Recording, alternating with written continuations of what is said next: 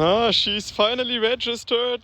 Okay, because the car is registered, I can finally take her for her first real test drive because I've only driven her for around 100 meters. Yeah, I've basically just driven her from the yard onto the trailer and from the trailer into my shed where I hopefully fixed her.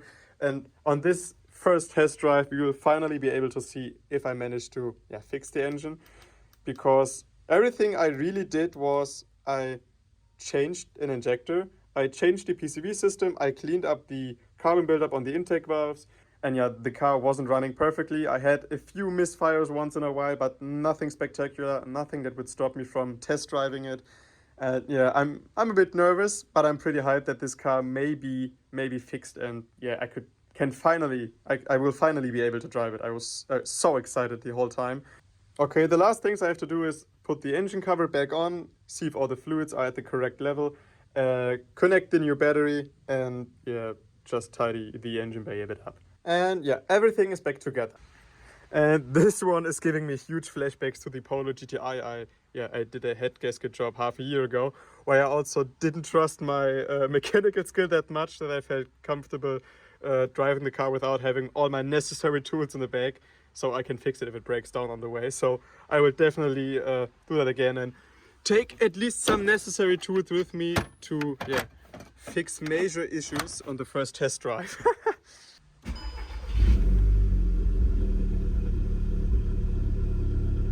Oh, she's running so much better than before. Okay, so I've driven the car now for around 5 to 10 minutes to let all the fluids warm up, and there's already two things that I can tell you. The first one is, the second you touch the throttle, the car runs absolutely fine.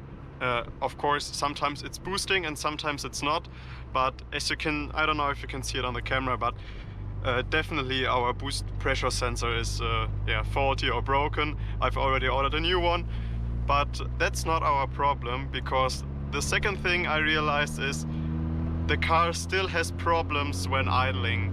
I am also pretty sure the car is still misfiring, but not as heavily as it was in the beginning. The car is running 100 times better than when I was buying it, and I'm pretty sure a non-car guy or someone who just isn't into this wouldn't even know that the car has a problem, because the revs are steady even when it's idling. Oh, let me see if I can show you. So even when the car is idling, the revs are pretty steady, even though it is misfiring once in a while. If I had to guess, I would say it's misfiring 10 to 20 times per minute. So definitely not negligible for me. But apart from that, the car is boosting, and the second you basically the car is idling at around 760 revs, and when you go above 900 revs, the misfiring cuts out completely. So this is basically everything I've realized so far, or I could realize. Okay, let's floor it for the first time.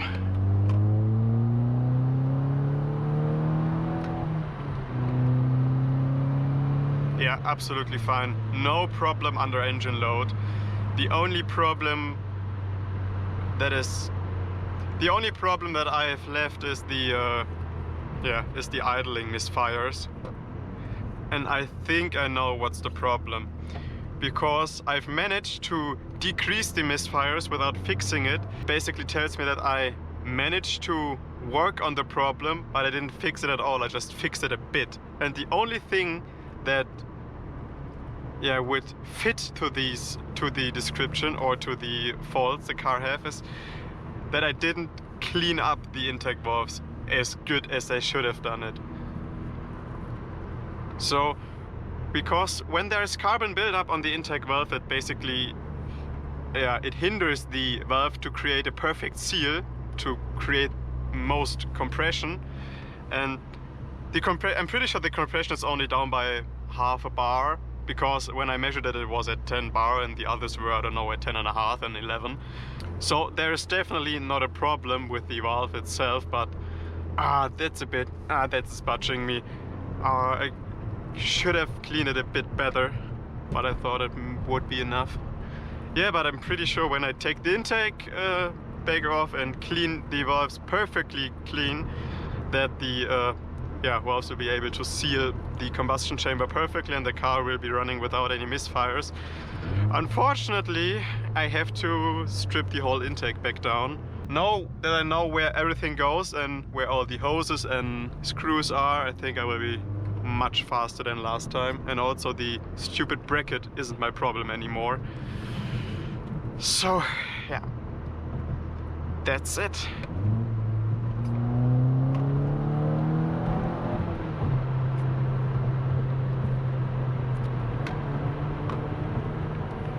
Yeah. Ooh, that's interesting.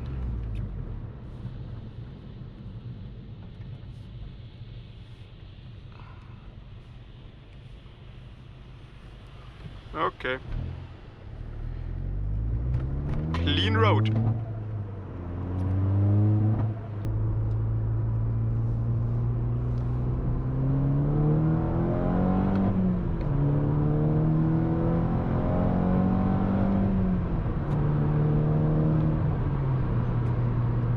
Okay, I gotta admit, it's really fun to drive. It really feels like a go-kart with the with the coilovers, and the whole car is very stiff. It feels very rigid. The second you move anything in this car, if it's the clutch, if it's the steering wheel, if it's the brakes or the throttle, the car does it exactly in that moment. Feels pretty cool. I gotta admit that.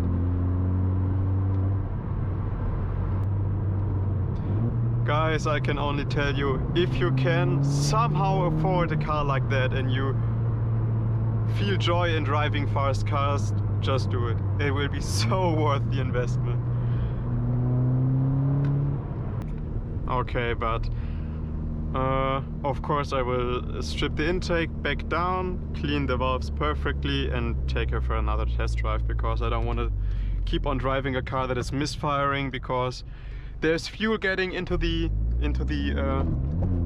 sports cuts, and yeah, it's just not good for the whole engine assembly to have a car that's misfiring, even when it's only at idle. But it's crazy. This car was sold to me with a certified workshop telling me the engine is short and the engine has to come out and everything's broken, and it was, I don't know, maybe in the end the injector wasn't even at fault. Maybe it was just the, it was just the carbon buildup on the intake valves. Imagine.